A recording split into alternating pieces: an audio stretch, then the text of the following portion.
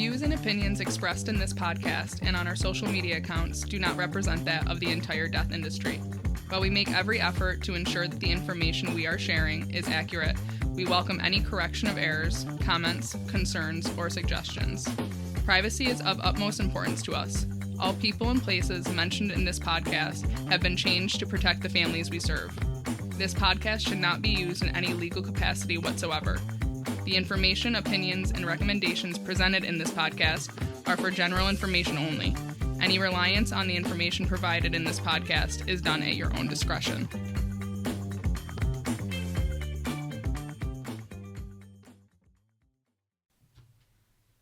Welcome back, folks, to Dying to Share. This is Morty here with... Barry's here.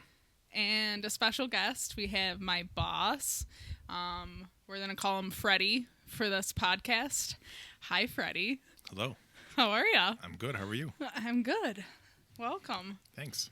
So we usually like to start off by kind of just asking like how you got into the industry, and you ramble a little bit. You ready? So I got in the industry. I'm a third generation in the industry. I grew up at the funeral home in where we live. Good talk. Yes, nice catch. Effortless, right? I grew up there. I always had some interest in the funeral business. Actually, my dad, I would say, kind of pushed me away from it just to see if it's something I really wanted to do. So I went out and did a couple different things. But whenever I was home, I was always working at the funeral home, whether shoveling snow back in the days or just doing maintenance stuff or just any way I could to help. So then I ended up going to school to become a funeral director. And you lived in the funeral home. We lived in the funeral home, yes. So what was your experience as a kid and a teenager, like living in a funeral home? I would say probably that's why I spent so much time outside as a kid, because the noise in the house, my father would freak out if he heard us in the funeral home. So I spent most of my time outside. And actually, we lived across the street from a firehouse, so I spent a lot of time over at the firehouse as a little rat in the firehouse because looking for something to do.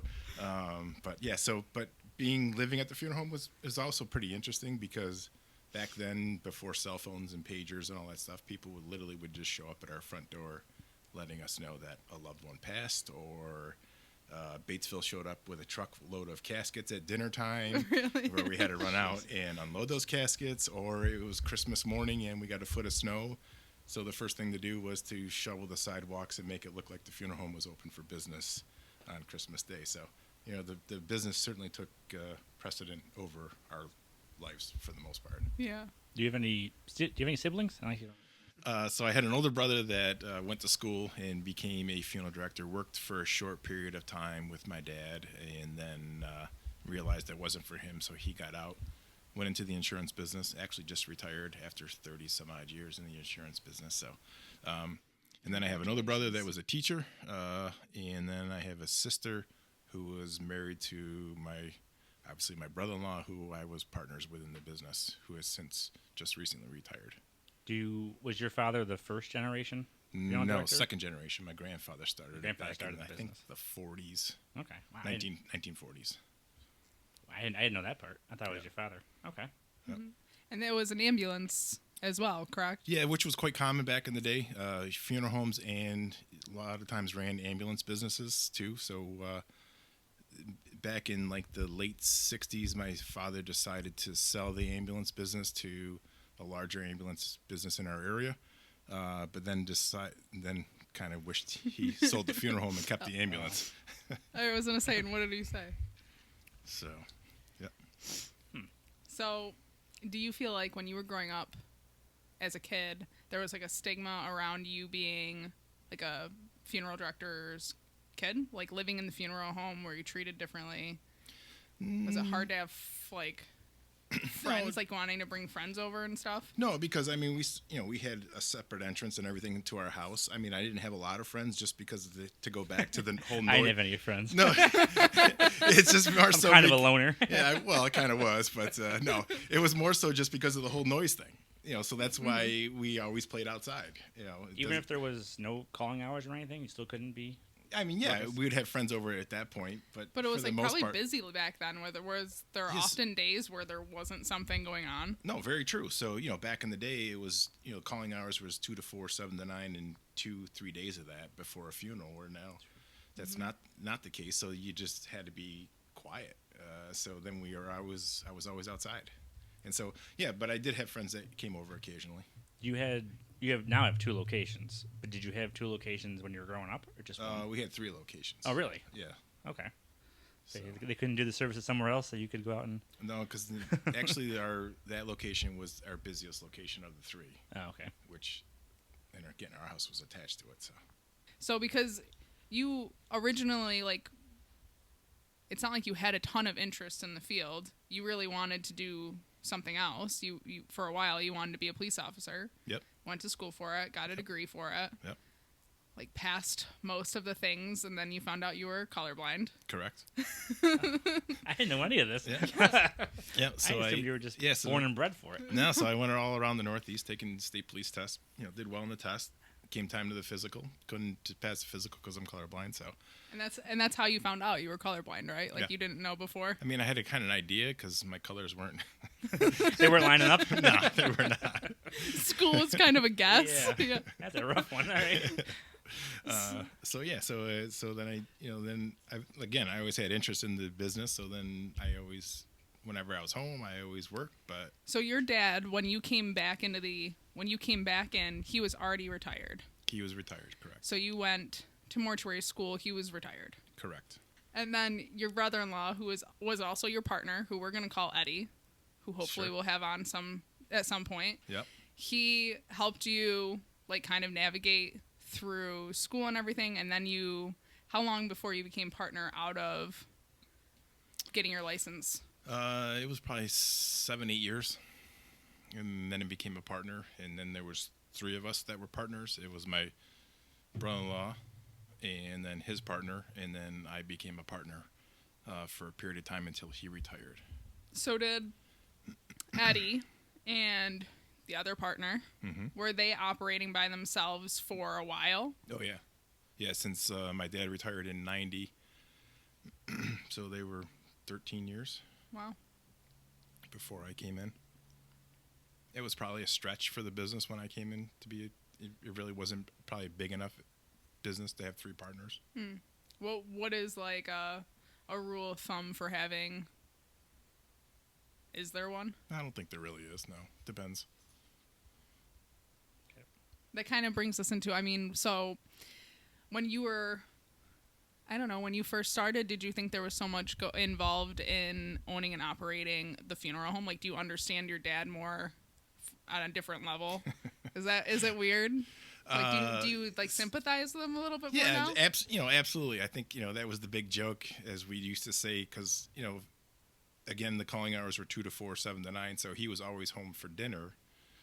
And so we'd always joke and say, we couldn't tell you if we were very busy at the funeral home or it was very quiet, because no matter what it was, my father was always worked up and nervous.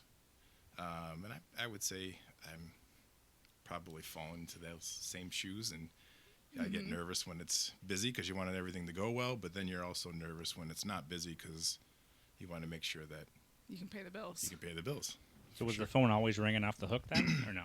Yeah, so back then, the business line actually rang in our house. So if you heard that phone ringing, you knew that you had to be quiet in the house for him to answer the phone, because you never knew if it was a family calling in a death call. And again, because of the relationships in a small town, a lot of times people would even call on our home phone and with a death. So Were you allowed to answer the phone? as long as you did it properly.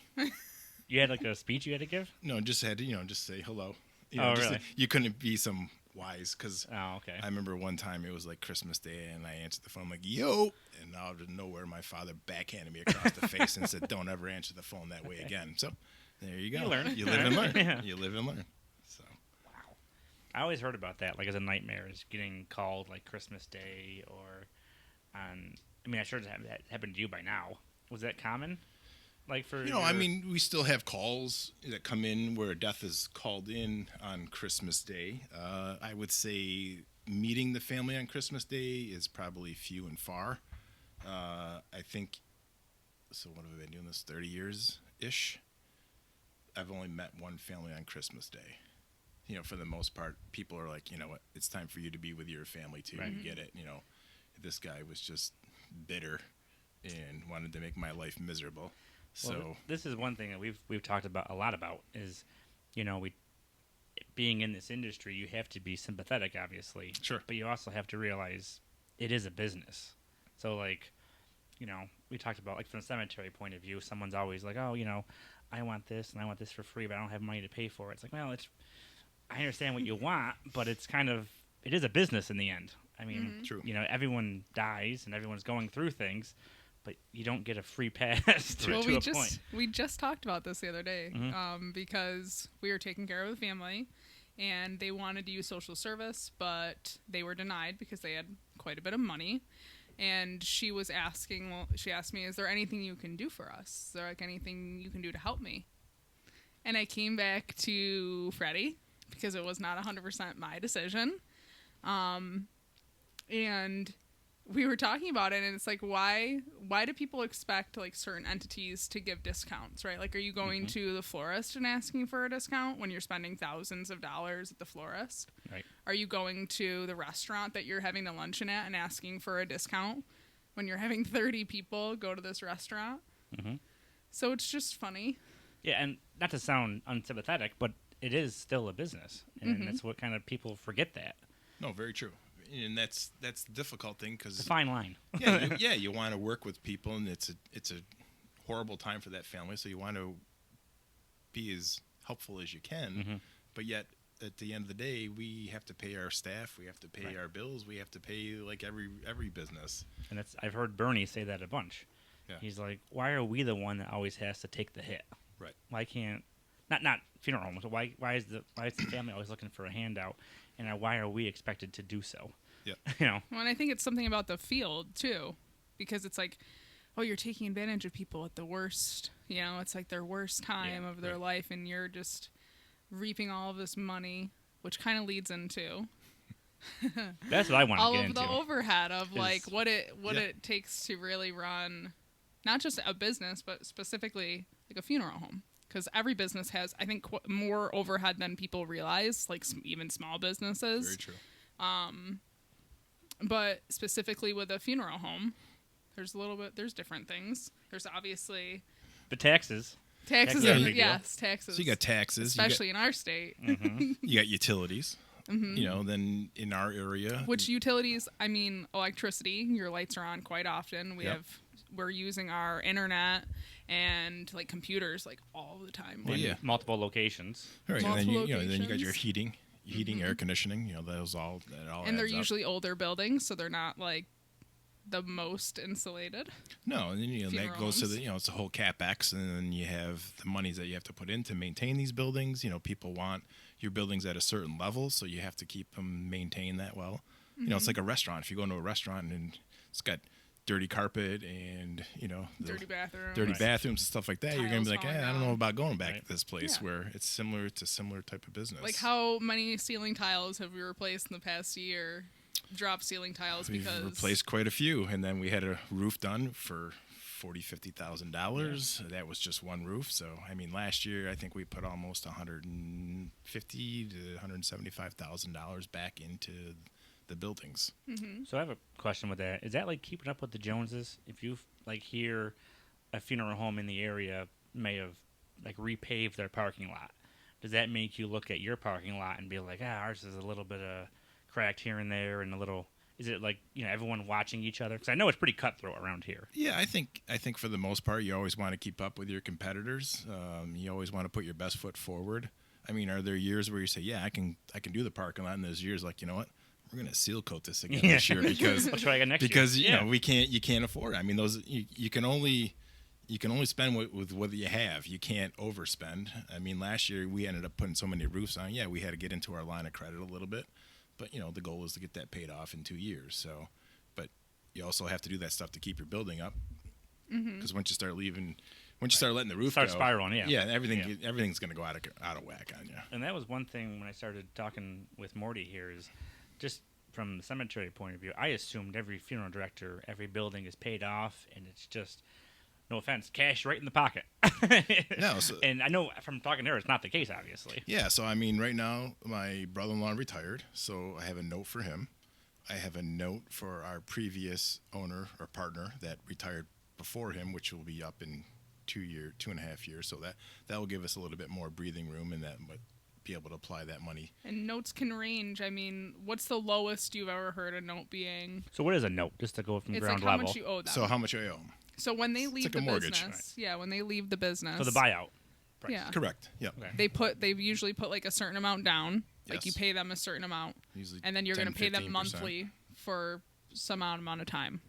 So usually, we see 10 to 15 years for that note to be paid off. With that, you can always have the option of paying off ahead of time, which is what you hope for. Right.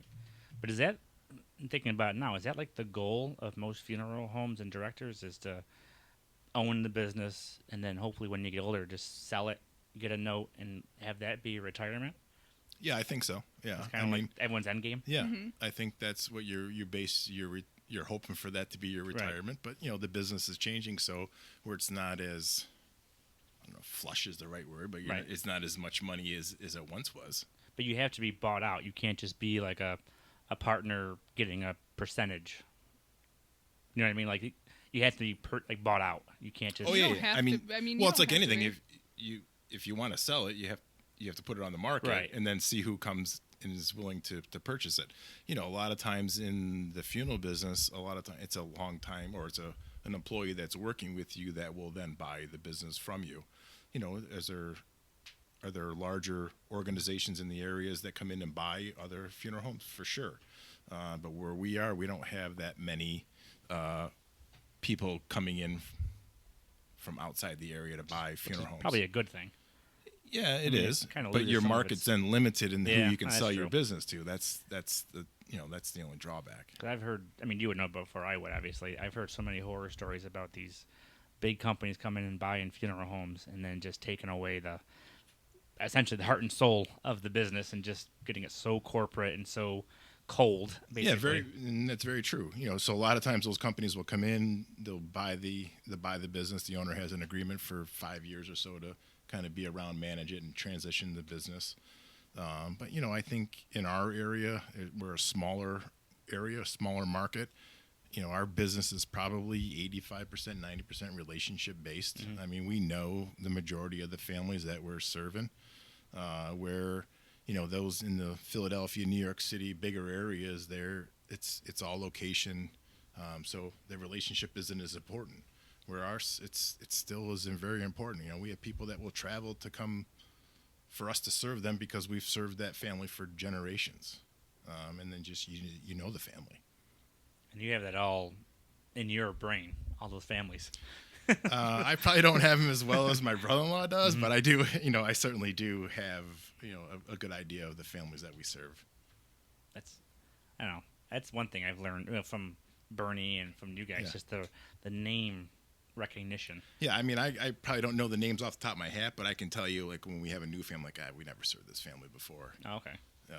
Or if you see a family that has maybe gone to another funeral home or whatever, it does happen. But, a lot of times it's that relationship. They may have a relationship with a different generation or, different grouping of the. How does that work? Like if you, I don't know, say a family that has gone to, X funeral home for forever, and they come to your door, I don't say by accident, but like, do you have a moral, I don't know, conundrum to either say, oh, you guys usually went to X, or do you say, no, we'll take you on and move? How does that? Yeah, I mean, we're certainly going to serve every Right, family that calls us. I get that, but like, but there are times where you may have realized or think that they may have called you by mistake, so you just kind of ask that question.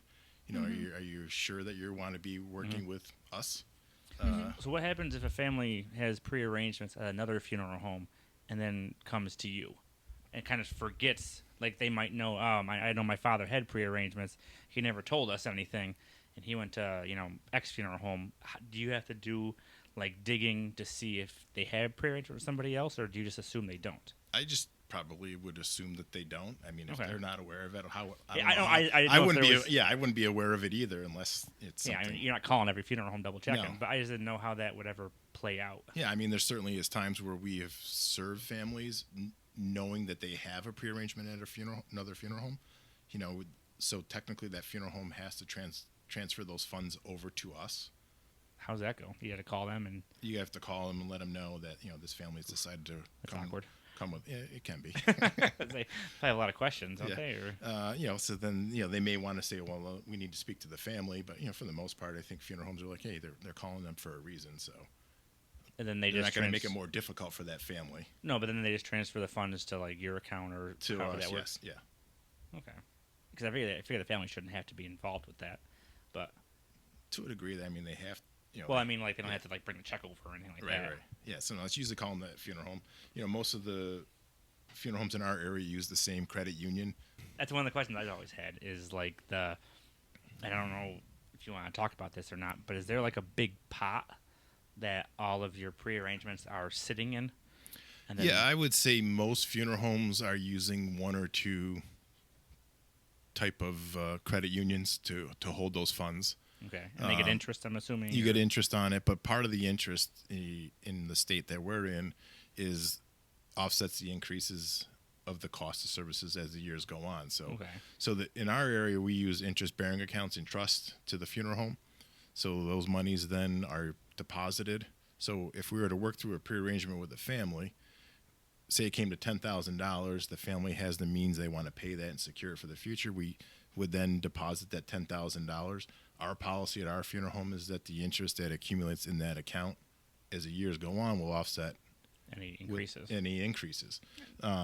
Where some funeral homes don't do that, but we still do that. And then we discount the difference.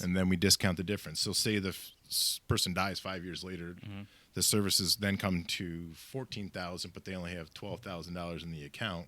We're going to discount that service $2,000. Oh, so you don't ask for the difference then? We don't ask for the difference. As long as they paid it. Yeah, as long as the services are carried out is what was planned and it was pre-funded, that $10,000 in full. What if you have excess funds? If we have excess funds, that can be refunded back to the family. Family gets it? As long as they're not on Medicaid. If they're on Medicaid, then the overage goes back to the county. Oh, the county. Yeah. Okay. I wondered about that. Someone that might, set up prearrangements in the 80s, say, and then now they pass away in 2025, say, Yep. Where's the extra money go? Because I always hear funeral homes say, oh, well, they don't have any money. They don't have any money. So that they always try to, I know funeral directors try to, buy a monument or buy a stone just to use up the if whole you have entire extra thing. if you have extra money, because otherwise it's then refunded to the county, where if they change the services, maybe originally they were set up to be an evening of visitation, a funeral the next day, and then burial. Maybe now this person, all their children, maybe they outlive their children, they don't need those services. Maybe they need more just a service at a church or even a simple graveside service, where now they have monies left over. It can be then used towards like a monument, like you said. Can you transfer? Oh, no. You on call? I was going to say, you got to switch it to me. It's my son checking in. Okay. Oh. So you ignored it? Yeah. Yeah, he's fine. Screw him.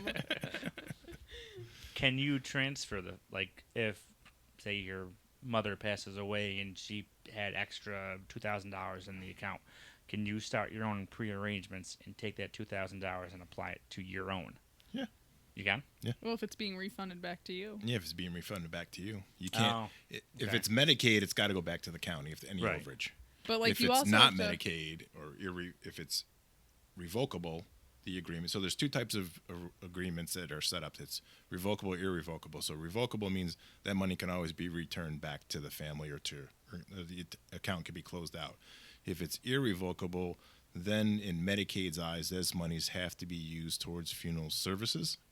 Okay. So if they're so it's not seen as an asset. It's not seen as an asset in Medicaid's eyes. That money can't be refunded back to the family, but it can be transferred to any funeral home. Mm-hmm. Okay. So say you don't want to work with our funeral home anymore, but you want to work with ABC, those monies then can be transferred over to that funeral home. But there's not many. I honestly I think we're probably one of the only ones. There's not many times where there's an extra.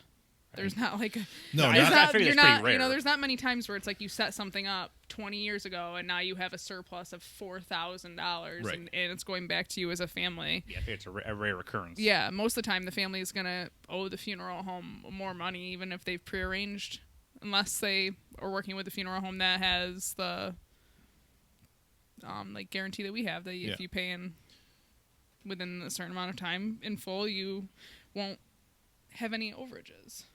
So does that go to the next of kin, or does it go to, like, from the will? So it would go back to the estate. The estate. Okay. And then get divvied. One? What's the one everyone always talks about? Not the will. It's the power of attorney. Is that So power of attorney is gives the authority to people to sign, on the individual's behalf. So say they're in a nursing home, they are not able to write checks and do all those things. So you then have a power of attorney, which then gives that permission to that individual to write checks and pay bills and do all those things. Power of attorney, though, ceases at death. So that authority is only intact or able to use when an individual is living. Because we have that with family disputes where they're like, well, I was the power of attorney, so I don't want this type of headstone.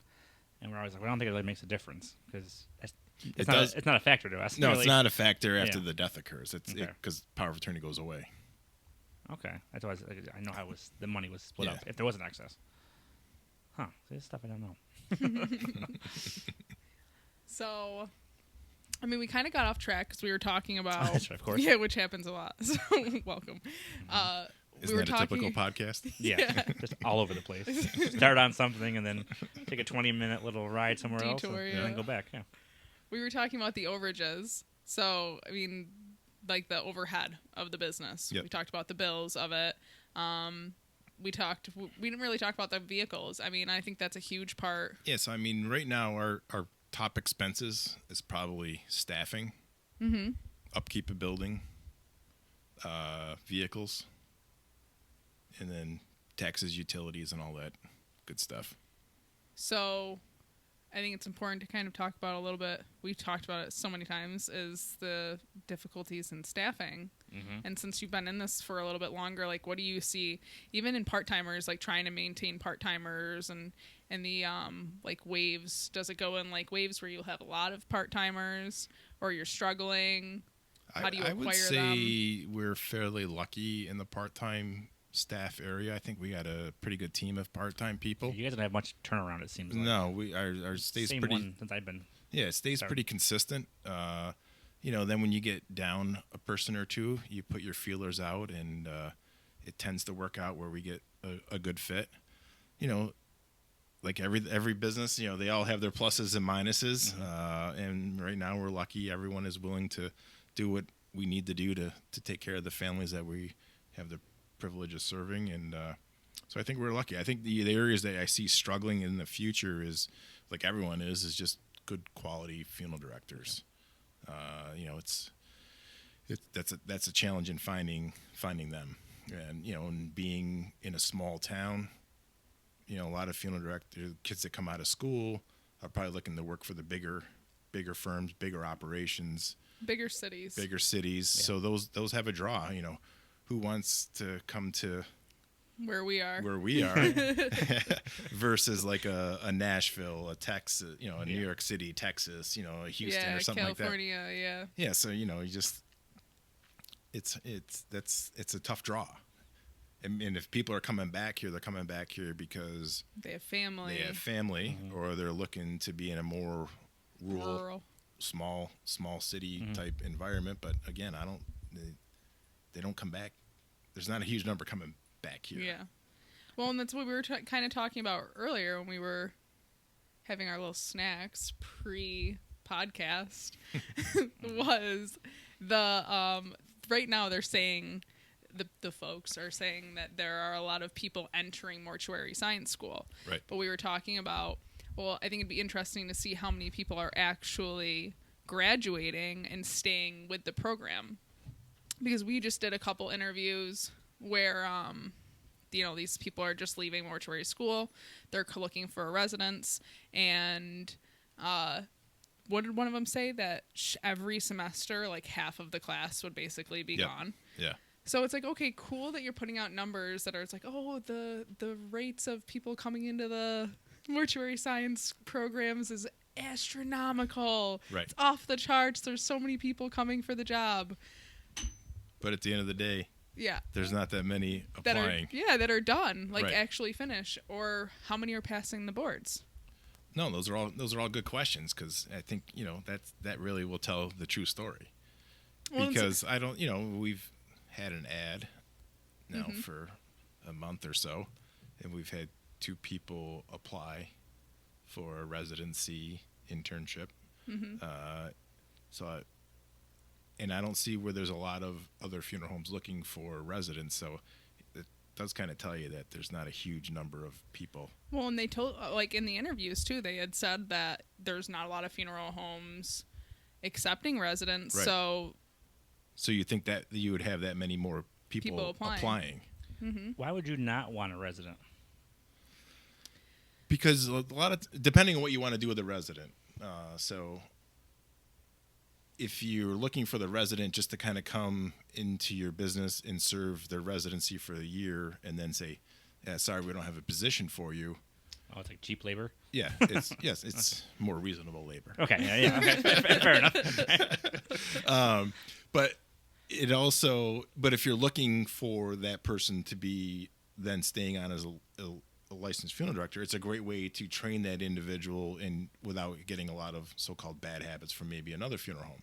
Okay. So if you're looking for one just to come and serve their residency then leave, I don't think people may not be that eager to apply or accept that position. Where if you're saying, yeah, you can stay on, we want you to stay on after, I think then you got a better shot of getting a resident.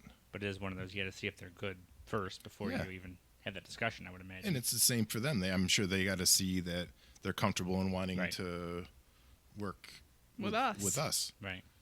So I have a question. Sure. Is it, when you're looking for a resident, do you want somebody who's from the community or somebody from outside? Because Morty, for example, is from outside the community. Right. But if you found somebody who's from the same town where the funeral home is that a plus, a negative? Yeah, I would think it's, neutral. It's always good to have that person from the town that has that relationship. Mm-hmm. They know their way around. It takes up that little bit of training time that you don't have to worry about, because they know, like, hey, you have a death at this hospital. Yeah, well, I know how to get there. Okay. Type of thing. I didn't know if, say, Morty was more desirable because you could pull from that market a little bit. Because of where she lived, it's probably too far. Okay. I was just, if we were 5 towns closer, maybe maybe so. Okay. All right. Well, I think that, and it's different. Like if we were, where if I was interviewing and somebody else from the area, like more local to where the funeral home is, was interviewing, it'd kind of be silly to like not pick the person that's local. Typically, you know what? I mean, unless their personality is like really right.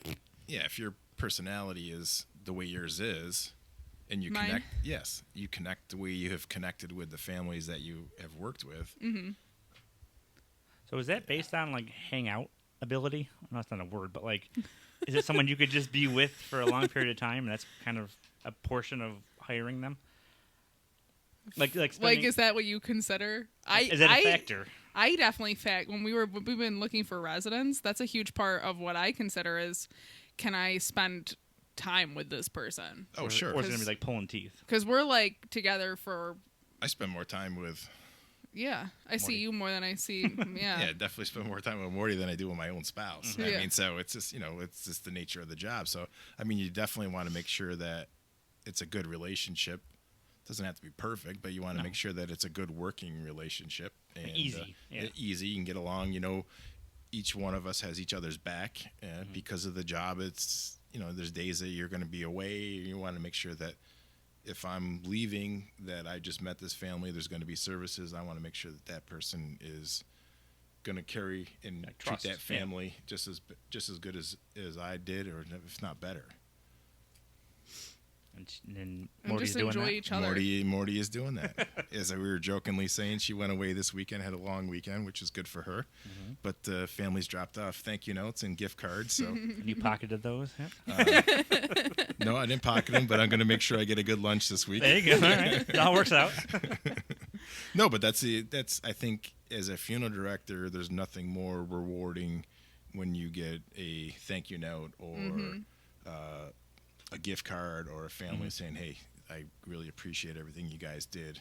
I don't know how we would have gotten through this without you." So I mean, those are the things you hang your hat on, and they're happy, and what makes you keep coming back. Right. Keep every note. And going out at 2:00 in the morning the next time In the snowstorm. Yeah. I know. Super fun. Do you have an issue with pulling from other local funeral homes? Like getting directors. Yeah. Or like so if right, there like was right a- now, like how we're looking. Oh yeah. For example, I didn't think about that. If you're looking to hire somebody, and somebody from a local funeral home approached you, who you might hate or even like, do you have a moral issue with taking them on? I would probably be uncomfortable with that personally. That's fair. It's just it's a small market. Everyone talks. Yeah, everyone talks, and I mean, if somebody came from again, like a few towns over, that's different. But when you're in your direct area where you're competing, I would feel uncomfortable interviewing somebody. I mean, we've had people approach us in the past and just said, "No, I appreciate you reaching out to us, but we don't have interest." I get it. I would get that. So and if it's because there have been instances where you have had somebody that was local approach and you were considering, and the reasons you were considering was because of their prominence in the community. Yeah. Right. Sure. So it's like it's an important part of our job is to also be a part of the community and be like not just have those connections because it's good for business. Right. But just because it's also it just makes you think that they're a good person to be around, like they're enjoyable to be around. They care about their community. They really care about these families. And I think that's the thing that you got to kind of step back and make sure that you're making that best decision with that, because it's not always the case. It's not always the case, right? That's why they're doing Right. That's why they're a part of the community so much, or why people like know them so well. So. What else? We talked about the business side. Did you have more questions about like the? The only thing I thought of was just for like your help, like your not the residents, like this the help. Are they mostly pulled from families that you served, or friends, or? No, not necessarily. It's a mix. It's a mix. Okay. Yeah, it's actually a mix. One has known Freddie forever. He was a volunteer fireman when you were just a lad, bothering all the Fireman. in the same town? Because I was looking across the to street be away one from the. too, yeah. I was looking to get out of the funeral home or the apartment or Yeah. house. And he'd go over to the fire department, and one of our part timers was there. Yep. What was he, a 20 or so at the time? Yeah, he may have been a little bit older than that, but it was interesting. So we were looking for some part-time help. I knew he was very active in the fire department, so I reached out to him, and I said, "Hey, do you know anybody from the fire department that may have some interest in helping us part-time?" Because we were at that point where we needed a couple people. And he goes, "Let me think about it." So he calls me back like the next day, and he goes, "Yeah, I think I got somebody." I'm like, "Well, who's that, Joe?" He goes, "Me." I'm like, so I was like, I don't know if you're the fit we're looking for in my mind, but it turns out he's been a phenomenal employee for us because he's knows a lot of people, but he's also very handy. So on those days where we're a little bit quiet, he's willing to do some projects and doing some repairs and stuff like that. So he's been a great fit. Yeah. Plus he's got a great connections with a lot of different police and fire because he's a retired And people deputy. in the community. Yeah, so which is good. And then we have a retired teacher, which is A family, right? What I'm thinking of? no, your old teacher. Oh, yes. Your old teacher, Yep. who is Jim's friend's sister. Yep. Okay. So how did you get her? So we were again at that point where we needed some people. So we were at a church, a mass at a Catholic church, and we saw that Sue was assisting and helping at the church, So then the following week I went out with the priest for lunch, and I'm like, hey, what can you tell me about Sue? He goes, why? What are you looking for? I go, we're looking for some people to help us at the funeral home. And he goes, I think she'd be a great fit. So then I gave her a call and kind of explained what we were looking for, and she's like, yeah, I'd be happy to help you. So then she came on. Mm-hmm. Then I know. And then we have another part-timer who was your neighbor. Yeah, so he was a pharmaceutical rep, and he lost his job at one point and was kind of in need of a job. So we were out walking one day, and he was telling me that how he lost his job. And I said, well, Jim, it's not big money. I said, but if you want to help, we're happy to, to have you. Have you? What one's that? I can't picture that one. The name, don't say it. But I'm trying to remember. So like thick hair, shorter, bebops around. Usually goes with the flowers. Oh, okay. Yep. All right, I'm thinking of the big. That's. Yep. Yeah. Okay. Which is he's somebody that So then then we part-timer. have another gentleman that. Well, we have two part-timers now that started after they services. wanted to. After they saw us take care of their loved one. Yeah. So the one we had his wife's services, and after the services, he came in to, I think, pay his bill or whatever, and then he goes, so how does this work? He goes, do you have any room for people that want to help you? I'm like, yeah. And so then he started working with us, and he's worked with us now 5-6 years. And then the other one was he was a young 20s, and we took care of his grandfather. Mm-hmm. Going back and forth on what he wants to do. He's in college, and he's decided to do a pivot and go for mortuary science, and he's been working with us. And he's applied to school, so he seems to be pretty committed. Okay. So we'll see what happens. So would you watch him carefully as a potential, or? Oh yeah. I mean, at this point, certainly. I mean, there's nothing better than again, being in a small market, a homegrown guy. If you could get that, if he truly wants to do it and come back, for sure. Because I know we did a service with you guys up on top of the hill, and one of my family friends growing up came over to me, and I was talking to him, and he went over and talked to one of you guys, and I was like, I'm just curious, what was he asking about? He's like, he was thinking about going part-time with you guys. And I was like, oh, really? And I'm like, I can say nothing bad about the guy. He's awesome. He's the nicest guy. It never came true, but I didn't know if that was how most of, because I knew the one individual, they buried, like I said, his wife. I didn't know how you pulled for most of them was just, family connections that you served. But that's got to be a nice feeling, though, when you have somebody that you serve want to work. That's a nice compliment. It was kind of interesting, especially with the younger guy, because he came in with his dad, and he goes, can I talk to you for a minute? I'm like, yeah, sure, what's up? He goes, I was just impressed with the way you handled my grandfather's services, and after stepping back and thinking about it a little bit, I think this is an avenue I may want to consider.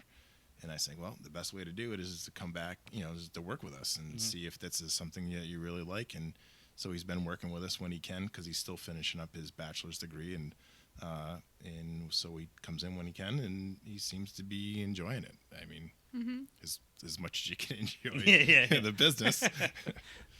So we'll see where it goes.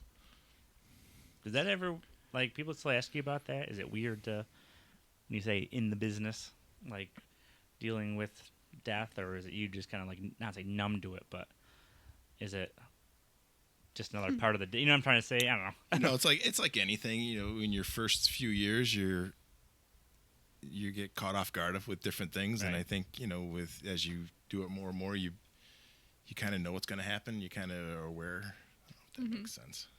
Well, it's like you've been through it. You get a little more experience. Right? Where, seeing babies still isn't your favorite thing to do. Oh, God, I hate that. Yeah. Right? Everyone does. Yeah, Yes. but it's not anybody. Ugh. You don't hear anybody in the industry go, oh my gosh, a kid. Exciting. No. Yeah, no. And you don't, usually. No death is exciting, but, it's different from a family that's had lost a baby versus a lady that was independent, did well, and was on her own until the day she died, and it was a sudden death. Not for nothing. Sign me up. That's the way to go, isn't it? If you can go to 92, living independently, and still have a good life, and those are the ones it's true celebration of life, you know. But when you have an individual that's 6 months old and then dies for no particular reason, that's nobody wants that. Which kind of leads into, I think, a pretty decent topic would be, did the job change for you, or your perspective on like death and what we do change when you lost your parents? I would say yeah. You know, you're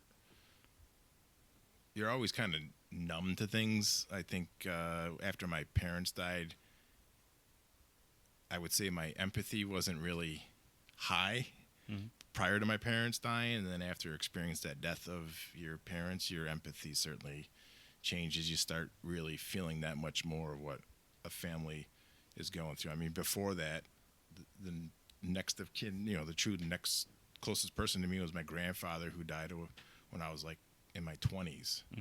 So it was almost 30 years later that I had a death, even though I worked in the business. You know, part of being the funeral director too is you can't be the emotional mess along with the family. Right. You have to be more of the person Stoic. and kind of help them through through the process and be the person they can lean on. Where I think it let me have a better understanding of what truly people were going through when my parents died. How did you guys? Sorry to interrupt you, good. Barry. Good. How did you guys operate that? Right, like, because obviously when your parents passed, you have your older brother, who was a funeral director, is not anymore at the time. Right. But you are a funeral director. You're a partner at that point. You're a partner. Did you do the arrangements with your siblings? That was my question. Did your brother-in-law do the arrangements and you just sat in as a sibling? I would say my brother-in-law and I kind of did it together. Did your parents have anything prearranged? Not really. Which is kind of a funny thing Yeah. that a lot of funeral directors don't prearrange. It was the craziest thing because my father had a prearrangement file, but it was all like taped up and there was like notes on it. Do not open. Yeah. This is only be opened by my family at the time of my death and blah blah blah. So that was always the big joke, is like, what's in Dad's envelope? What's in Dad's file? And it was pretty much, he was very vocal of what he wanted for services, so we knew. So it was no big surprise. But to go back to the arrangement side of it, yeah, I would say, you know, Don my brother-in-law took the lead more in the arrangement side of things, but you know, we all kind of knew because my parents were very open about what they wanted.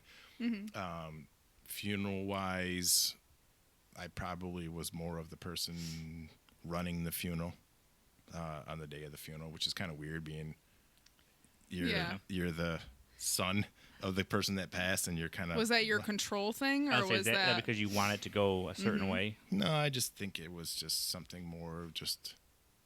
I'm sure is that I wanted something to go a certain way, but no, I think it's just, I don't know, I just felt I was obligated to kind of do that, because I remember as a kid when my grandparents died when I was little, that my dad ran those funerals.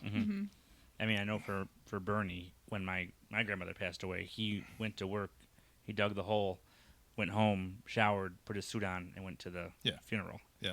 Because he wanted to make sure it was dug the right way. Yeah, that was his thing. No, exactly. You know, you're all... everyone has their things that they want to do and make sure it's done right. How hands-on were you with everything with your parents? Like, obviously, you know, we've talked. You weren't embalming at that time. No, I wasn't. So you weren't gonna do that. If you were embalming, would you have felt comfortable embalming your parents? Me personally, probably no. But knowing a lot of other funeral directors that have had a family member die, a lot of them do the embalming. I just wouldn't be your cup of tea. It's not my cup of tea. I really didn't want anything to do with like the dressing, the casketing, the layout, anything like that. We certainly came in and checked after that was all done to make sure it was done the way we wanted it to be done, and it was. But it was just I didn't want to do that. Yeah, personally, I don't blame you. That would be that'd be weird to me personally. Yeah, but I don't know. I just. And was it different too? Because obviously I know that you had a brother-in-law who is also your partner. Like, operating in the sense of it being like a true family business, right? At that point, because you had not lost, but the other partner had retired, who was Right. not necessarily family, and the hurdles of like you and Eddie like having to sit down and actually overcome like family stuff and business stuff and the tension of all of that. Do you feel like that was hard? Do you think that you guys like handled it pretty well? Was there a lot of times where you had to like pivot and like not, or like say like we're not going to talk about this right now at like events, family events? Did things get like crossed? Because we talked about, since your mom had started working at the cemetery, Mm-hmm. that you go to dinner sometimes and the only thing that gets talked about Is work, and it drives me crazy. Yeah, and I have to agree with that. I mean, my brother-in-law and I, we certainly talk about the business. It is nowhere near talked as much as my dad talked about it. He shared every bit about the business. Whether he was buying a hearse, buying a limousine, buying snow shovels. I mean, that was like the conversation. He just shared everything with us. And jokingly, my grandmother, but she died before I lived, and this is what everyone always said. It was like, all right, boys, take your overalls off. Stop talking about the business. So literally the holidays a lot of times would go into conversations about the business. And so, I try not to do that. My wife doesn't work in the business, but I talk to her a lot about the business, and she has a very good perspective on the business. So, so she's a great tool for me, but also, you also want to have that relationship with your wife too, where you're not constantly talking about the business. Yeah. So you try to scale that back. And my kids right now, I have 3 kids. None of them have any interest in the business. My son, he's always asking me, how's business? How many calls you have this month? Yeah. And, how the finances, blah blah blah. So he again, I don't think he has any interest in it. But it's a conversation that's always had. Mm-hmm. Mm-hmm. Just because it's such a part of their lives and my life. Yeah. I mean, I never thought I was going to be in the business. No. But here I am. Roped you in. I got sucked into it, yeah. Yeah. But do you like it? Yeah, I do. Yeah, it was, I've been doing it. Right. Not under the table, but like I weed whacked there for years. Sure. And if he was ever busy, you were there on the last couple of weekends ago. My brother, who's not even close to the business, came in on a Saturday to help my father do a burial because everyone was busy. So and you were on vacation. I was on vacation, so yes, I feel a little guilty about that. But it's always been around. It never fails. Never fails when you go on vacation. I left Thursday and I came back Monday. They had a service every single day except Sunday. They had one Thursday, Friday, Saturday, Monday. So and I'm like, of course. We went to Montana in January, and for not even a week, 5 days. 5 days, 6 days.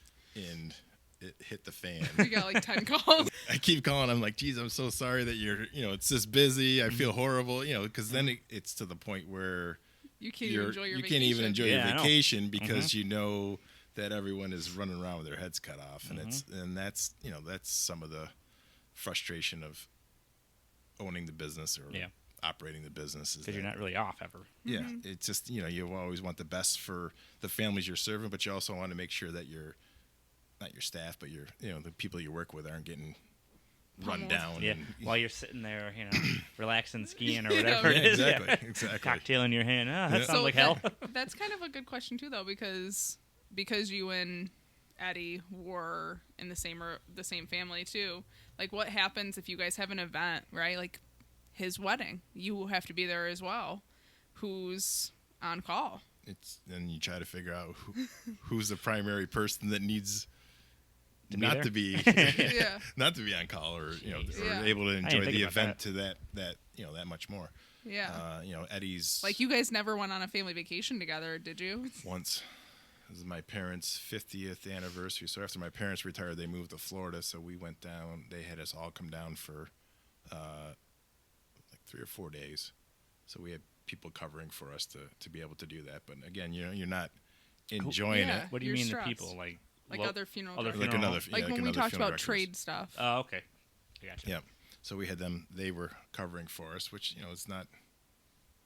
It's difficult to give That's up the one to time? have the trust. Mm-hmm. Yep.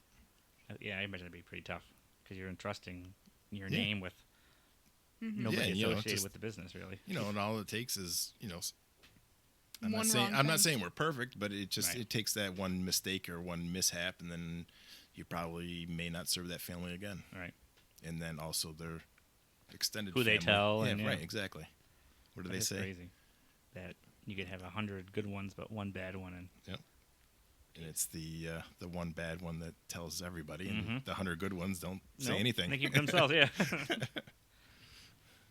Well, okay, so that's a good. Okay, so let's lead into the weird. We were kind of talking about the difficult ones, which we were talking about the babies, right? Yep. Yep. Have you ever had?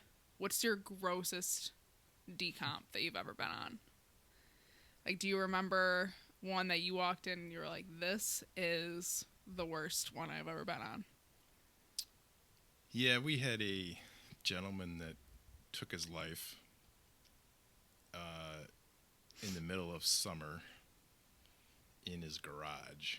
Not a lot of airflow there, huh? No, he sadly hung himself and was there for a long period of time before he was found. And Is he was single? I'm assuming, or he was a son of the gentleman that found him.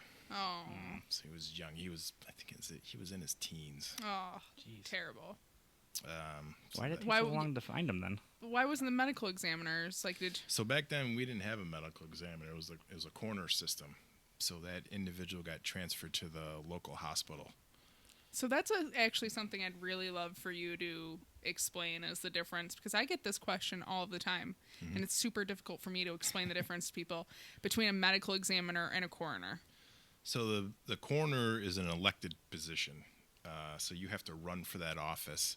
And then when you are elected, then you become the coroner. So then you, as a coroner, are the one that respond to a death that's an unattended death. Or So the police show up, the police call show the up, coroner. they call the coroner. The coroner then comes and then determines whether they need to transfer the individual to the local hospital. And then if they are transferred to the local hospital, then do we need to get the pathologist involved to then do an autopsy or whatever? So does an investigator show up when a coroner is called, or no? No, the coroner is technically the investigator. Okay. Where the medical examiner then sends an investigator, and then the investigator then determines whether the body can be released to the funeral home, or is the body then going to the medical examiner's office. And the investigator is a police officer. Not necessarily. I believe the investigator is someone that has been trained to investigate, but they're not necessarily a police officer. So, like, in our area, I think we have 3 investigators from the medical examiner that cover our area. 2 or 3, I think. So, but the medical examiner is 2 counties away, where the office is. So it's an hour. So if the body is then going into the care of the medical examiner, it's going 2 counties away, which is an hour away. So the body's transferred out there. They then do the autopsy. They then notify us that the body's been released. So then we have to go out to the medical examiner's office to transfer the body back to our funeral home. So why do you get that call? How does that work? Like, if someone is just unattended death and the police go, why do they call you? It's usually they're calling us because the family is stating that they want our funeral home. Okay, too. I didn't know if it was like, Yeah. but if I always hear people like, oh, he didn't have any family, and we're just doing, we call them a drop off, but we don't have any family. How did they get to that funeral home? So it depends. So if the individual is on Medicaid, I think then Medicaid then has like a list of funeral homes that's willing to help them. Okay. So then if they have John Doe who died and has no family, say our funeral home is up then to be the one to help them. They Like call a us and say, rotation? yeah, I think it is. Okay. They call us and then they say, hey, we have John Doe. He's out at the medical examiner's office, doesn't have any family. Are you willing to help us out? Yeah. Can you turn that down? Yeah. You can. Yeah. We You don't have can to turn accept down it, any call. but we don't. No. I don't know why won't you turn would. you down. I mean, I guess we're really super busy. I mean, That's no. one I thing. mean, I don't think I've really ever turned down a call. You know, if someone's calling us, we're gonna help them out. I know. I mean, I don't know. This is too much to say, but I know your funeral home has taken over a certain community that was served by another funeral home for the longest time. And I thought that was kind of funny that I heard that other funeral home was turning them away. Mm-hmm. And that's why they started going to you, and you haven't turned any away. Mm-hmm. And I know they're difficult. But, and why would you, though? Even though, you know. I mean, that's what I was told. I don't know if it's true, but I know they switched funeral homes to you guys. So I think I know what funeral home you're talking about. So we were kind of splitting that work. So originally we had done that work. I completely forgot about that, honestly. I wasn't leading a question. So we had been doing that work. We were partners with that firm at one time, and then we dissolved that partnership. So after we dissolved the partnership, that community was kind of divided. Some would call us, some would call them, and then it came to where they were then refusing a lot of those families, or not willing to accept. They were kind of picking and choosing. Mm-hmm. So, and I think that kind of upset the community. So then now I think we are back to serving the majority of that community again. Okay. Mm-hmm. Wait, so pivot again. Sorry, because, so you were, it was the kid that was hanging in the garage. So there was no medical examiner? No, it was a coroner's case then. Okay, so the coroner comes on the scene. And then the coroner back then would not transfer. So then they would call either the funeral home that the family has requested, or they would call the closest funeral home then to transfer the body then to the local hospital. So if you were the funeral home that may not serve that family, you then could be compensated back from the county for making that transfer. Which was minimal. So they told the family had said at that time. So the family had said that they wanted us as the funeral home to be the funeral home to handle the, So you went services. right on scene. So we went on scene, yes. That's crazy. Yeah. So it was not. Did they have him cut down or anything? At that point, no, because they helped. Yeah. No, they did not. That's so sad. I'm like, it's so uncomfortable because I mean, the worst thing that I've ever been on would just be somebody unattended like that, like in the bathroom that we had. Yeah. Or so on the I mean, couch that we had, where right. they were like decomposing a little bit, and not a good location. Right. Difficult to move down the stairs, of course. Of course. Like that's the worst. But I've had, I mean, I've had other funeral directors tell luckily, stories. since the medical examiners, you don't really get into a lot of those decomposition cases because the medical examiner is going to want to do their investigation. You just have to drive for an hour with them in your car after, yeah, and go really fast with the windows down.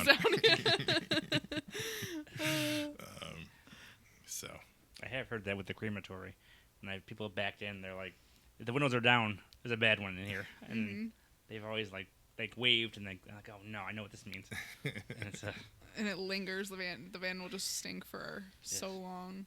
It does have an odor. Yeah, it does. And you know what it is too as soon as you smell it. Yes, you do. Mm-hmm. It is a smell that you know. Mm-hmm. Sadly. Yeah. Sadly. So, besides that, like besides decomp, I mean, we talk all the time about going in on transfers where you walk into a situation, you show up to a home, and they're hoarders. Like, and not just like a little, like your mom's like, oh, I'm a hoarder. I mean, like the TV show. Yeah, like the Hoarders TV show where they have paths. Yes. Right? Or you have, I'm trying to think what else. No, we had a situation as a hoarder. Do you ever have bed bugs? Like go into a situation where there were bugs? I don't know. I try not to look. You have a panic attack, yeah. I just try to go fast. So we had a situation, a hoarder, same thing. It was in a normal house. If they were not hoarders, we could have used our standard cot stretcher to go right in and receive the individual, transfer the individual into our care. But because of the hoarding that had been done, we literally had to use what we refer to as a top stretcher to be able to maneuver the guy out, because you couldn't get down the hallways. There was so much stuff. And even like their kitchen table, there was the two of them. There was two chairs at the kitchen table, and there was like a placemat that was at the table. Other than that, there was stuff just piled up all around on the table. It was just wild. Amazing. Wild, yeah. I mean, you watch the shows, and you're like, yeah, I've been in one of those houses. Yeah. It's like, damn. You wonder how people live like that. But yeah. I mean, and it's not to hate on anybody, but like, I mean, we've walked into houses before where I can't breathe just walking into the house. Like, it's hard to even want to breathe in the house because it smells So bottled up. like just so like animal feces or urine. I mean, sometimes it's rough. Yes, it is. I'm happy where I am. you let me know when it's done, and I'll put it in the ground. There That's you all I go. gotta do. And you said that you've Fresh never air. had Fresh air. Fresh air. you've never had like a family fight in front of you. There's never been like a fist fight. No, I have not. You just have had verbal. I mean, some yeah. verbal. I mean, like any family nowadays, you're gonna have your squabbles, and Squabble up. So the whole thing is hopefully they can get through that. Hopefully, a lot of times with services, people are so nervous, like, all right, if blah blah blah shows up, there's going to be a fight or this and that, and most of the time that people get themselves so worked up thinking that blah blah blah is going to show up, and that person never even shows up. Yeah. 99% of the time. Have you ever had to call the cops, or had the cops yeah, show no, up? we've at our one location, which is kind of more of a In- inner city for the small little city that we live in. We've had to call the cops a few times. Just like people getting in each other's faces? Yes. Or? Yeah, it's more so people just getting, and nothing, I mean, no. But not you. No punches or anything thrown or anything like But that. no one yelling at No, you. Just no. families. Yep. Yep. Have you ever had a family yell at you? No, I haven't. Couldn't imagine. I mean, you're also, like, let's give the folks you're, what, 6'5"? 6'4", yeah. Strapping young man. Strapping old Pretty guy. big guy. Pretty big guy, so I can't see really many people step into you, but like... No, so I mean, the good thing is as we were talking about our part-time staff, we have 2 retired police officers. So if we know there's going to be kind of a sketchy situation, usually have one of them kind of work, and they, at least in our state, you can carry. Yeah. So they will come in just to kind of... And they know how to handle those situations because that was their career. So they know how to, reel them in if needed. Diffuse. Diffuse, yes, thank you. So, Which is surprising because I mean, you've been doing it a long time. I've been doing it for 4 years, and I've seen a couple fist fights at the grave. So that's why I was surprised you haven't. Yeah, seen... no. Luckily, I mean, we've had a couple situations where we had to call the police, but it was one of those ones that we were kind of had a heads up. The family had kind of let us know that this may happen if this person shows up, and then we realized who that person was, and as soon as they walked in, we just called the police immediately. Okay. Then we've had a couple where we knew it was going to be kind of a sticky situation and called the police ahead of time, and they had a car right in that particular zone, right where we were, so that they could have a quick response if something. So, Wow. So, I mean, something we did talk about was, because I've never done this yet, is shipping. Remember we talked about, you had asked me about not mailing, but like shipping. I wouldn't mailing call a it body. mailing, I don't think. Shipping a body, because we were talking about like if somebody dies out of state or out of the country, like what happens. How does that work? Yeah, like what are the protocols? Because I don't want to be wrong, since I haven't necessarily done it myself from a different country.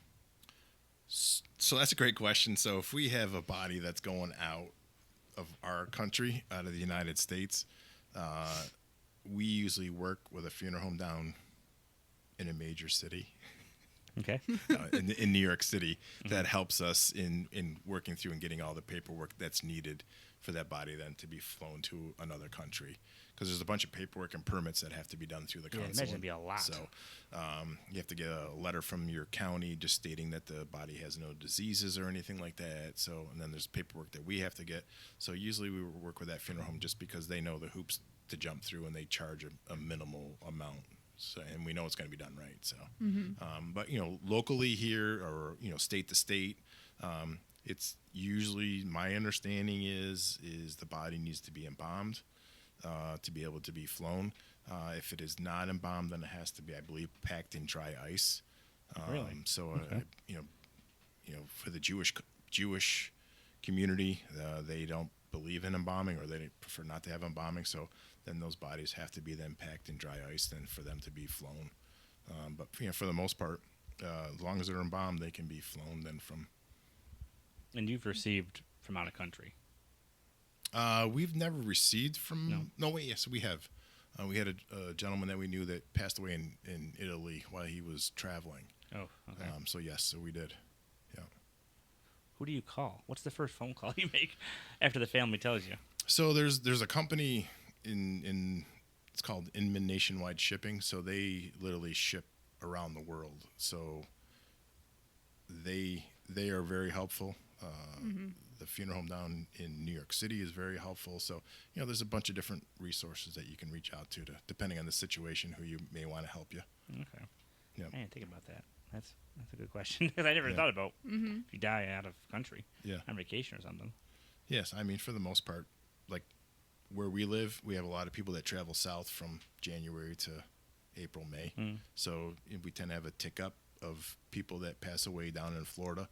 And then are flown back up here, or if they're thinking cremation, the body may be cremated down there, and then the remains mailed to us then for services. So we have like a service this coming Wednesday of a gentleman that passed away last week. He was cremated down there. The remains are mailed to us, so we're having a funeral mass on Wednesday, and then followed by burial in a cemetery. Not sure, so. Son of a bitch.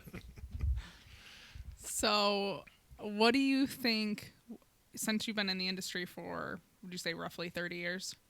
Yeah. What has been the thing that's taking you the most off guard with the changes that have happened in the industry?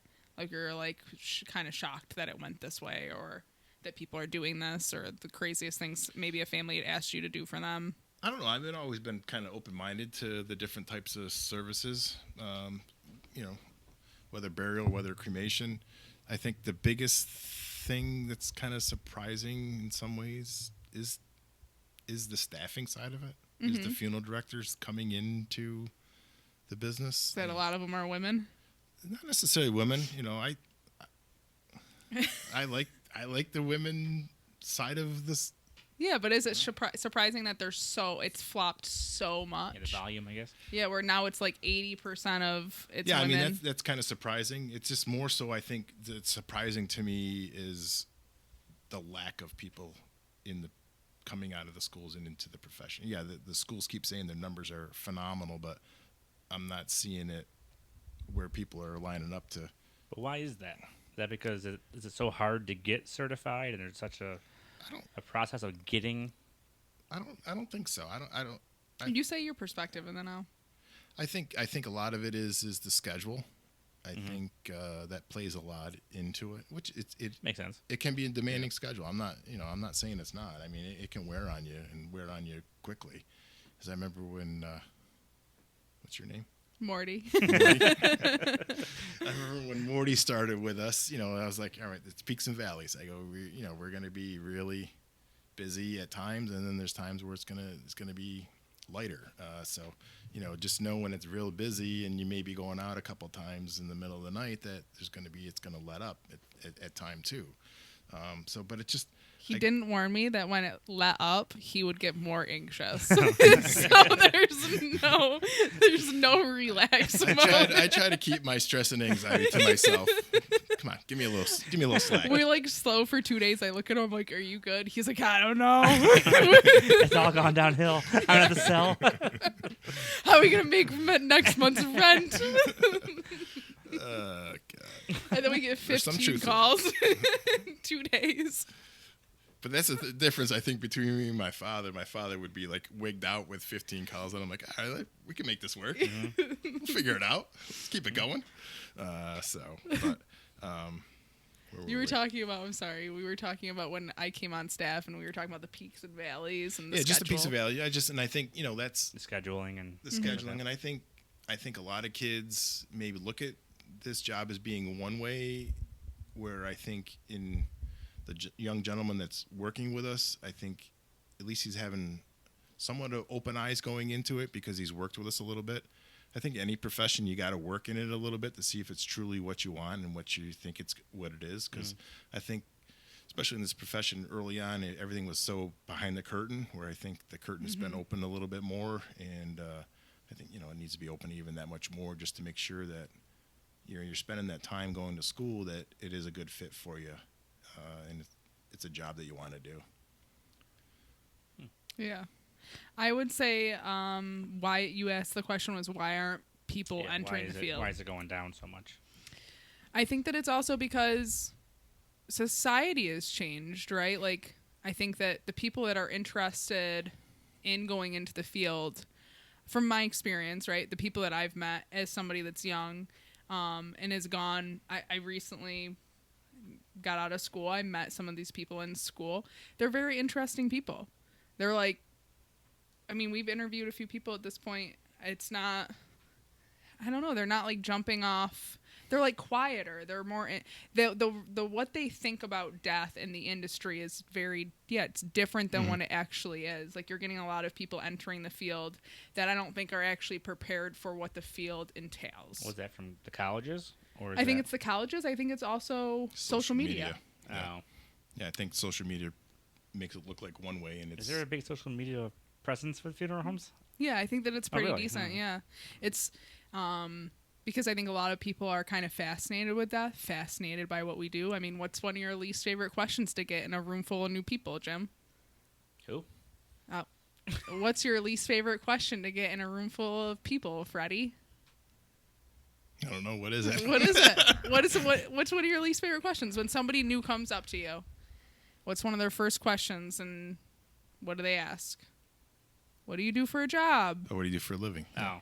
And then, So do you get excited to tell people that you're a funeral director? I just say I'm a funeral director. And then, do they usually have questions?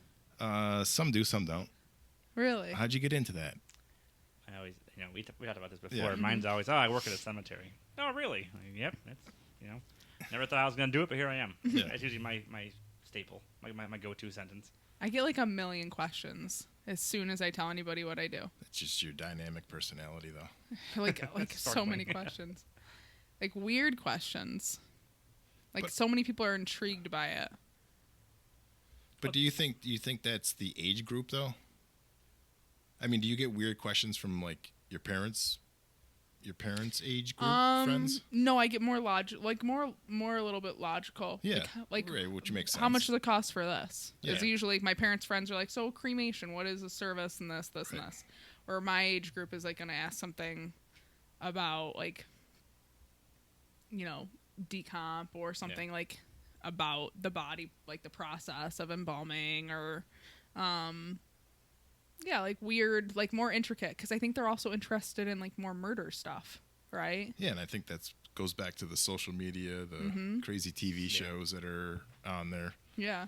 Did you get a lot of questions when 6 Feet Under was first started? We probably did. Yeah, I mean, I probably did. To be honest with you, I remember when my wife and I, we were married right about when that came out, and we watched it for a little bit of time, and then she goes to me, "Why are we watching our life on television?" So we stopped watching it. So I never really watched the whole series of 6 Feet Under. It started to get a little squirrely for me. When the little bit that I watched it, but I never watched it.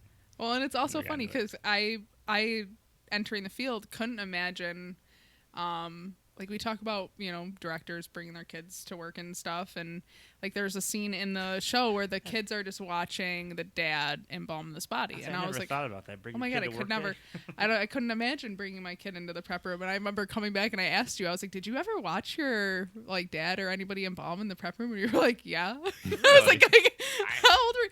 Like I think about it, I'm like, oh my gosh, but it's also normal, like it's normalized, and that's kind of a part of, I think people might see it as desensitized, but I don't know, I kind of view it as like so there should be a comfortableness around death too. it was just such a part of our life. Yeah. And it wasn't like you stayed and watched the entire embalming from start to finish. It was more like I got a question, Dad. got a question. Can I go outside? You're gonna be in my baseball game? The ice cream man's coming around. Can I have $5? So funny. So to kind of, do you have any questions, I have one Barry? more, because this is one that we've asked. I've asked you. You asked me. I asked Bernie. We always. I know I have this number in my head. I know that you have too. You were doing it for so long. Do you remember the first family that you ever served 100% by yourself? Or Oh, like yeah. the first embalming that you Yeah. did. Not necessarily the first Transfer you did. bombing. I remember the first family I met. And so my brother-in-law was on vacation. His partner was working, and we had become crazy busy. And so my brother-in-law's partner's like, okay, you're going to meet this family. I'm like, all right. I really haven't met a family yet. He goes, you're going to get through it. Yeah. And it's one thing meeting a family at the funeral home. It's a whole nother thing when you meet a family at their house. You know, when you're in your environment, you're that much more In control. relaxed and in control. When you're in the family's house, it's a whole nother animal because now you got people ringing the doorbell. Your arrangement conference usually, you know, can be an hour and a half, 2 hours. It turns into 3 hours. 4 hours. Yeah. Because it's just everyone is ringing the doorbell. They're dropping off the casseroles. Right. News travels fast, and so I went there, and I got through it, but it certainly was an eye opener to me. And it is something because I know my first grave I sold. I know what the first hole I ever dug. You remember your first grave you ever got? My first grave I ever service? sold. No. Yeah, no, the first service My you ever first did. embalming I ever did, I remember, yeah. When I did it all the way through by myself. 5 hours later. No, Bernie remembered his first grave he sold. I don't think he remembered the first hole he dug, though. But it's something interesting. Cause I remember, the first transfer I went on, it was a home removal. It was back when people died of AIDS. And my brother-in-law was like, and I was like 14. And they were busy. And he's like, what are you doing right now? I was like in the backyard. Of course, I was outside again. And he's like, what are you doing? I'm like, nothing. Well, he goes, you got a suit? I'm like, yeah. He goes, go put it on. I'm like, okay. So I ran upstairs, put my suit on. I go, where are we going? He goes, we're going to this lady's house. She passed away. I'm like, all right. So I didn't know anything. So we went to this house and did my first home removal and home transfer. And that was, I still remember that. You were 14? Yeah, I was like 14. Wow. Probably still I can probably take taller you, than most I people can, now. I can take you to the apartment complex tomorrow when you take me for lunch. And did you go on because when in our area, there was a psychiatric hospital center, right? Did you do transfers in there? I did not. Because I know that your brother-in-law talked about it being like one of the scariest places he ever. And he's not somebody that's like, I believe in ghosts. Yeah, he was like, that is the spookiest place I've ever been in. So then, back then, that was a contract. So you had we had a contract to serve that community of when they had a. Yeah, it was a psych ward back then. It was a psychiatric center, yeah. So we had a contract, the funeral home, to care for those individuals. And that was back when my brother was working, and I think that actually was part of the reason why he left, because he hated going there so much, because it never failed. It was like on a Friday they would call us and say, oh, we've had 3 deaths, because every body was autopsied. So then you'd have like 3 bodies that at 5 o'clock on a Friday that you then would have to do an embalming. So then, you weren't leaving until 9, 10 o'clock.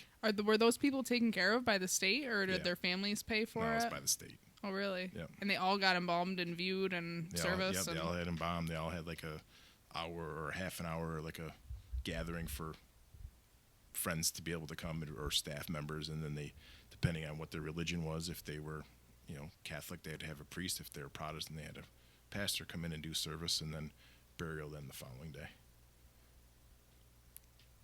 Fun stuff.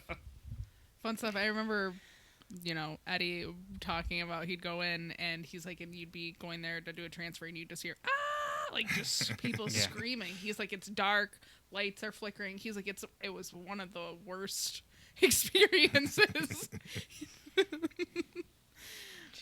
Yeah. Yep. So some things have changed to the good. Yeah.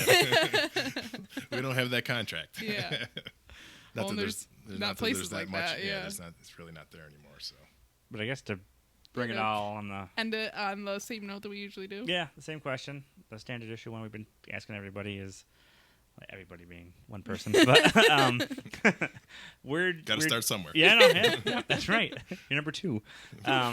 Where do you see the death industry going within the next 5, 10, 15, 20 years with all your experience and know-how?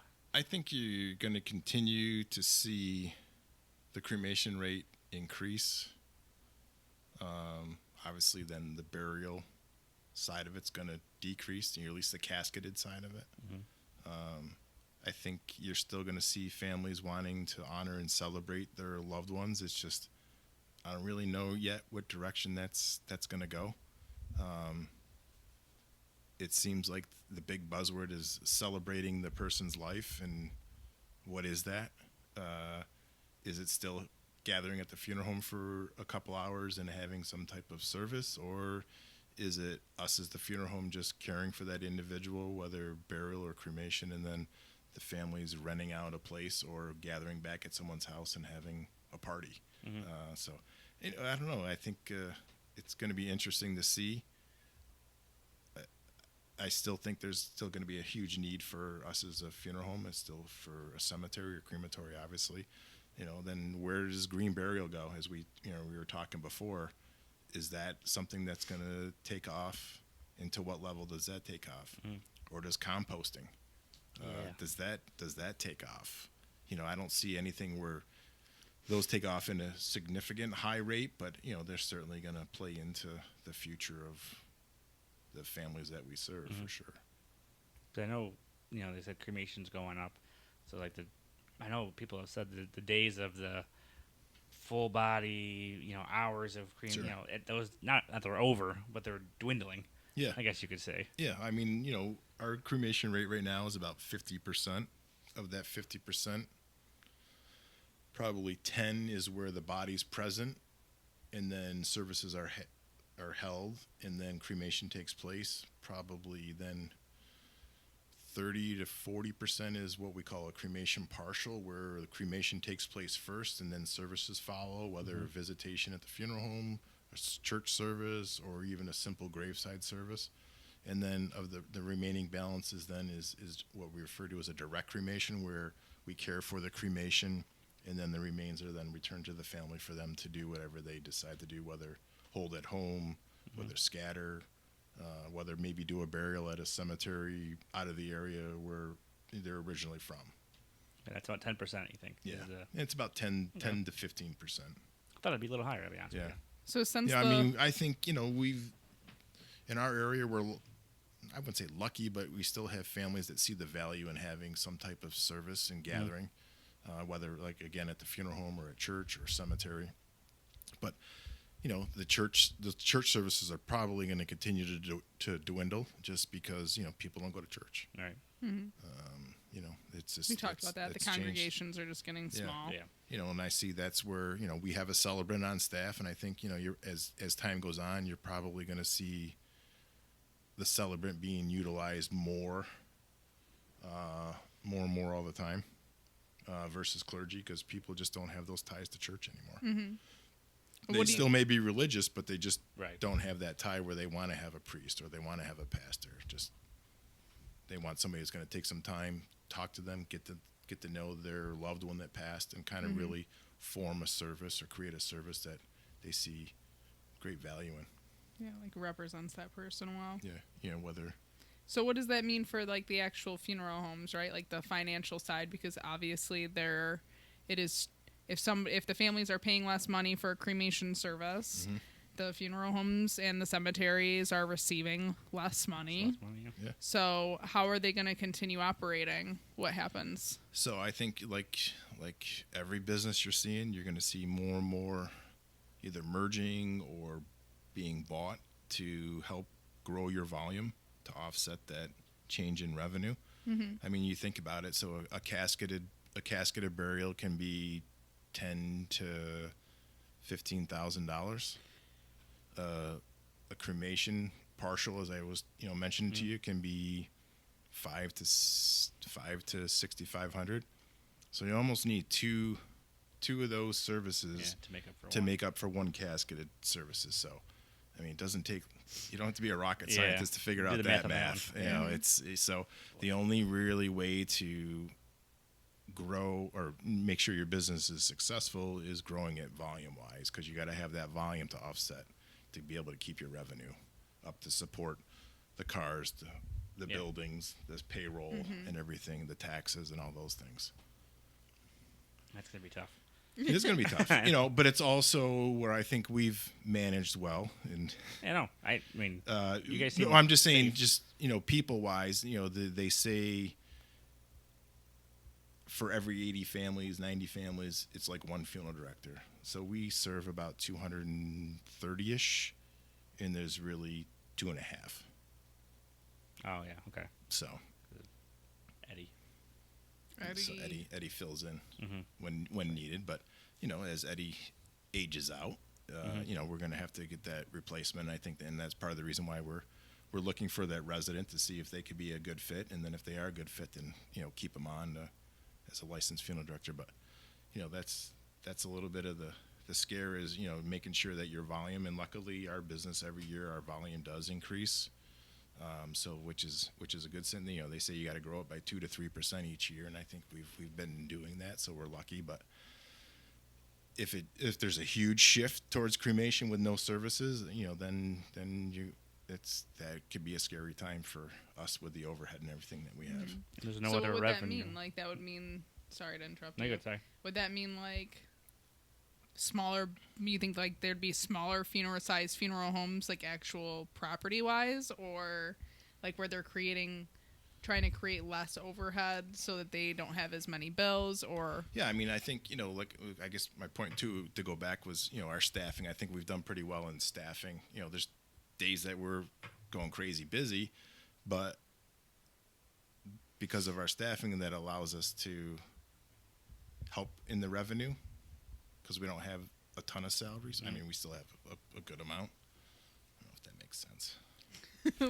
What do you mean? What do you mean? Elaborate. So with you and I mean, so you look at another firm like Yeah, we talk about it all the time. Most funeral homes were like, how are they supporting? Yeah, well, I mean, we're not top heavy. Right. No, yeah, but how are they supporting like 7 funeral directors? I don't know. That's we always talk about that. I don't know either. I don't know. Like, how does this funeral home have 3 funeral directors and this is their volume? How does this funeral home have this like 7 funeral directors and this is their volume? I don't understand that. And ours is like right in the middle or more, and it's you and it's two and a half of us. Right. 2.5 men. 2.5 people. 2.5. So I think as the time goes on, as the services shift, you're just going to have to be that better of operators in really being focused on the financial side of it. Where I think back when my dad was working, they didn't have to focus on that because they knew that every death was going to be an embalming. Every death was going to be you didn't even have 2 to days. ask back then. You didn't even because you asked. That was one of our last podcast we had talked about. You were like, so you don't have to ask if somebody is going to be embalmed. You just if they're going to do calling hours in the service, they're just an embalming. And I was like, no, you have to legally ask. Yeah. So I mean, back when I first started, you're like, so are you thinking calling hours? Yes. Okay. Well, I'm going to go ahead and do this embalming now. Right. Where now you can say, hey, you thinking calling hours? Yeah. But they had no intention that body being present. They're thinking that the body was going to be cremated first, and then calling hours or visitation was taking place after. So was that a weird shift, like having to ask families? Yeah, it was kind of uncomfortable at first, but it's like everything. You get used to it. Yeah. Well, and they probably appreciate it too, to be asked. And some people are a little weirded out. Oh, are they? Okay. Or they ask what it is. They don't even understand. What do you mean? Why do I have to do that? What is that? And you're like, so usually then I'm like, well, are you thinking of visitation with his body present? Well, yes. And then, then we are going to need to go ahead with embalming and preparation. Or if there's like, well, I don't know. Okay. Wow. What you do? You get a lot of that. Yeah. You'd be surprised. I'll be on the phone sometimes. I don't know if you haven't been there yet, but my fiance will be sitting next to me, and I'll have it on speaker because we'll be doing something, and the family will just be like, well, I don't know. I don't how am I supposed to know their social security number? And you're like, I don't, dude, how am I supposed to know? Well, I don't have it, so yeah. It is amazing with the families and talking with them of not disconnected, but how many families don't have the conversation of when a death occurs, what they are thinking of services. I mean, there's families that come in, they don't know if they're even thinking burial or cremation. Right? It's like, Let's start there. Let's start thinking this through. Yeah. So, it's just not to go into the whole prearrangement. But that's the benefit of prearranging services, is because it lets that conversation to be had. It allows then for them to probably This make was better not planned. financial. Yeah, We did not We're not prompt paying you you. to do this. We've been I saying think this that every podcast. We keep saying, please just do prearrangements. Set it all up. And I'm not saying yeah, great if you want to fund it, but even if you don't fund it, it's just documenting it and letting your family know. And every family, I would say 95% of the families that have services that are prearranged are very smooth. Very smooth, but the people that are left behind are very thankful that prearrangement has been in place. You can see the difference in their grief process. Like I feel like you can actually see them being able to grieve in a different way than families that are left with way more work to do. Yeah, you know. I know it's just added stress that you can avoid. Especially say it's a casketed service where they don't even have cemetery space. So now they got to come in, they're making all those decisions, and now they got to go to the cemetery and buy a space. Which you've experienced, where somebody looked at you and was just like, I'm sick of making decisions. Yeah. And Happens just all the pick time. for me, yeah. Yeah, so I don't know, there's some statistic, and I don't know if I have the right number, but it's like if a prearrangement hasn't been done ahead of time, there's like some crazy 200 decisions that got to be made within the first few 48 hours. The first hours. Where if a prearrangement is established and been made, the numbers in the 20s. Right. So no, I mean that's what we keep but saying. you're also making, at the time of a prearrangement, you're making better financial decisions where you're letting the emotion drive your decisions. Again, if we go to a casketed services, well, Dad always liked cherry. He always worked with cherry. So we're going to pick this cherry casket, which is $6,800 versus if he was alive, he'd be like, let's give me that pine casket. That's just fine, or they just give me this, poplar casket. That's, fuzzy oak. 32. It's It's $3,200. So, you'd be making those better decisions too at that time. Yeah. Well. You can wrap it up. Yeah, you go to wrap up. Do you want to add anything? Is there anything you feel like you didn't talk about that you want people to know? No, I don't think that. I think we covered things pretty well. Is there anything that I didn't bring to the table? I don't think so. I got everything I needed. Yeah. I think out of it. I don't think so. Hopefully the folks will like you and we can have you back on. Part 2. Maybe next time the room will look a little bit more put together. You mean the studio? Yeah, the studio. Yes. It's a fancy studio, folks. I wish I could show you. Got one mirror, Bob Dylan poster. And that's about it. Can't believe you're a Rams fan. I'm a Rams fan. Yep. Proud. Well, thanks for being here. Thanks really for having me. appreciate I it. appreciate it. Thank Coming you very much, in, sir. I do appreciate it. after working all day, had a service today, Yes, we did. past your bedtime. It is past my bedtime. We Early appreciate riser. it. Early Yeah. riser. Well, thanks again. All right, Thanks sir. for tuning in. Thank you very much. And like always, this is usually your part. What do you say? Like always, Oh, just the email. Yeah, the Dying to Share podcast at gmail.com. Same with our social media accounts. Freddie, we end. You can start it. You're gonna say it. Say Stupid thing. say creep it real.